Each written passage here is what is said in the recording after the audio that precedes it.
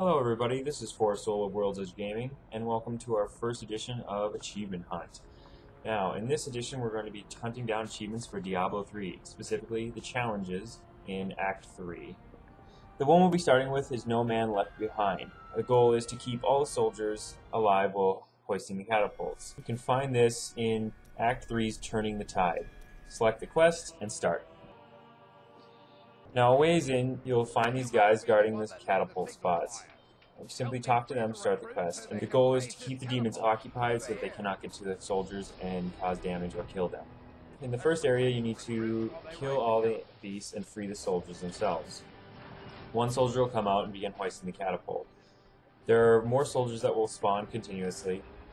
Your goal is to simply keep the monsters at bay. You can watch on the far right, there is a catapult level. This shows how much longer it will take to raise the catapult. The easiest tactic is to watch the walls, as you can see the monsters climbing up. Most of them will be spawning on the left side here. Every now and then, a flying monster will come in. As this part progresses, demons will begin spawning more to the south end of the wall, so you need to keep wandering down here to check and see. Now, I played this as a witch doctor, so it was a lot easier to have multiple minions out, keeping control of the demons. As you can see, the level of the catapult has almost been raised to max, and all three soldiers are still alive. This being the first piece of the mission, it is the easiest, and the mobs don't attack quite as aggressively. And there you have it, the catapult has been raised. Now, you won't be able to tell if you've gotten the achievement until the very end.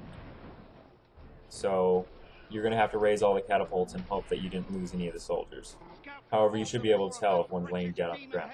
Now, this is the second part. Soldiers will spawn out of that top right corner. Now, what happens is these hellbearers will rise up over the walls and start dropping demons. The first one starts in the top right corner, and then the two on this right corner. And be sure to be careful, because one will arise in the top left corner as well. Easiest tactic is definitely, if you're a witch doctor, keep your minions up to keep these demons occupied. For this section, if you're doing it in co-op, it might be easier to spread out your forces, have one person guard the top and one person guard the bottom area.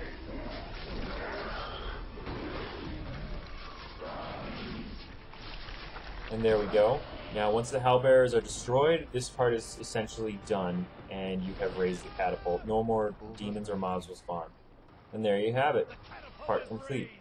Now on to the third piece. This is the most difficult, raising the catapult. First you have to start off by destroying these mobs here, and then speaking to the guy as usual.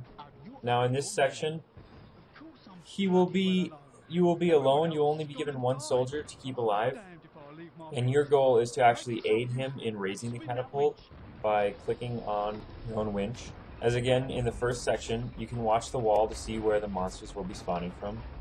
Most times they will be coming near you. You also have to watch a bit farther up, because they will come in near him, and watch out for flyers. Same tactics as before work. If you're a witch doctor, keep up as many minions as you possibly can to keep the monsters occupied. AoE spells work very well in this area. Anything to hinder movement so that they cannot get near the soldier. And constantly keep going back to the winch and right-clicking on it. It's not something you can hold down. You have to constantly keep clicking on it to keep it up. And then just focus as much as you can on the monsters as they come over the walls. And there you have it. The catapult has been raised. Wait for him to stop gabbing. And there's the achievement, No Man Left Behind. Keep all soldiers alive while raising the catapults. For the next achievement, we'll be doing Tear Down This Tower. You can find this in Act 3's Siegebreaker, Kill the Siegebreaker. The goal of the achievement is to have the Siegebreaker break all the towers. Now, the reason I wanted to cover this was because it was actually quite difficult if you don't know what you're doing. Your own auto attacks and abilities can actually destroy these towers, which will not allow you to get the achievement. So you really need to be careful not to do that. Now, I had minions out in this portion, and he will end up attacking those first, so you want to make sure that they end up dying and get out. Then he will target you. He has a charge attack that will easily close the gap between you and him, so you really want to watch out for that, because once he gets a hold of you, those claws will tear you apart.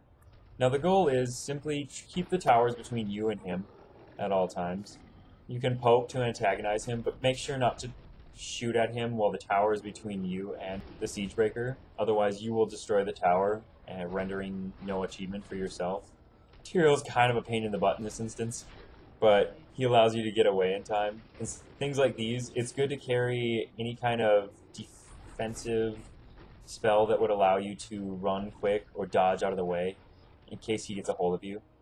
He also likes to play Ring Around the Rosie with these towers, so you really have to try and keep him always on the opposite side of the tower at all times, because otherwise he will just wander around the tower trying to get at you if you are not completely on the other side. And the last one, there it is, tear down this tower. So in effect, it's a lot of non-attacking that will get you this achievement, and running. And make sure not to shoot down the towers yourself. For this achievement, it is Antivenom. This kills Sadea without taking damage from her spiderlings.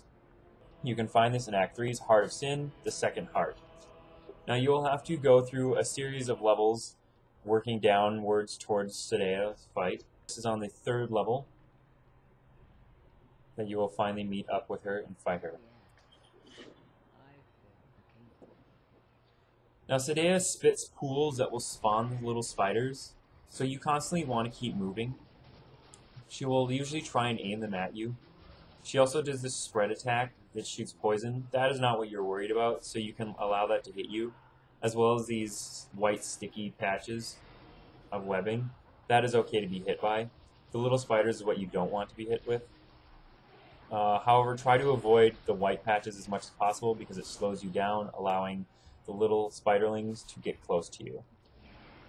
Now once you get her down to about 2/3 of her health, she will climb up and go out of view and begin spawning spiderlings randomly wherever you're standing about every 3 to 4 seconds.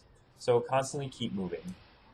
Now what I did to make this a lot easier on myself is, being a witch doctor, I spawned in my gargantuan to keep her occupied. This allowed me to poke from the sides and not have to worry about dodging her attacks as much. And that way I can just focus on avoiding the spiderlings.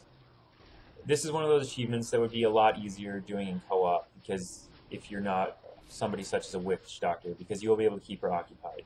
Now again, as you get really low on her health, close to 10%, she will go up again, and you will simply have to keep running around as spiderlings spawn. Finally, go finish her off when she comes down, and there's your achievement.